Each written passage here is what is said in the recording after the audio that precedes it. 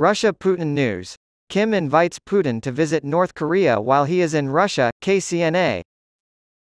During their meeting in Russia on Wednesday, North Korean leader Kim Jong-un reportedly extended an invitation to Russian President Vladimir Putin to visit his country.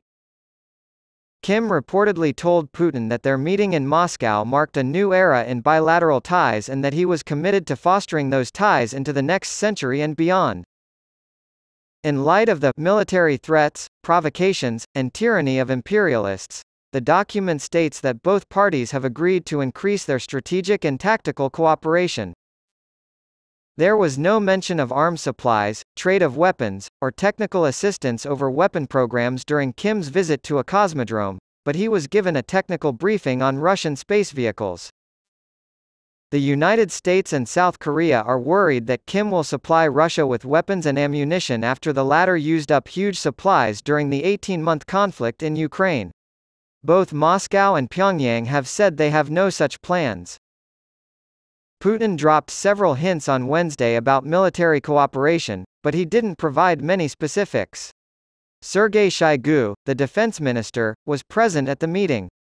The Kremlin insisted that such delicate conversations between neighbors should remain between them. On Wednesday, Kevin McCarthy was criticized for not having the votes to initiate an impeachment inquiry into Joe Biden. McCarthy did not respond well to the criticism. Reporting by Hyun-hee Shin, editing by Kim Coghill and Lincoln Feast. On Tuesday, the House Speaker initiated an impeachment investigation into Vice President Joe Biden, following months of Republican insistence that the president is corrupt and engaged in international influence peddling. The Republican Party has failed to back up its claims with evidence. McCarthy ordered House Republicans to move forward with the investigation despite his earlier promise not to do so without a vote. McCarthy became angry at CNN reporter Manu Raju when he asked him about it. To paraphrase, "You told Breitbart 12 days ago that you had the votes, so what changed?" Raju inquired. "What fascinates me, you ask?" McCarthy quickly retaliated. "I've just made a number of allegations to you," he said. "So you don't give a damn about the actual responses." McCarthy suggested that Raju didn't give a hoot about whether or not either Biden or Hunter had broken the law.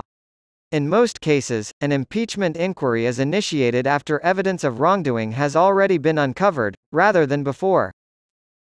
The California Republican also blasted House Minority Leader Nancy Pelosi for trying to impeach President Trump without holding a vote in the first place. Since McCarthy had previously criticized Pelosi for doing the same thing in 2019, he might be inclined to avoid following in her footsteps. Moreover, the House voted to formally impeach Trump a full month after Pelosi opened the impeachment inquiry against him, which is a significant departure from the norm. Multiple Republicans had spoken out against McCarthy's impeachment inquiry, making it highly unlikely that it would have been supported by the House.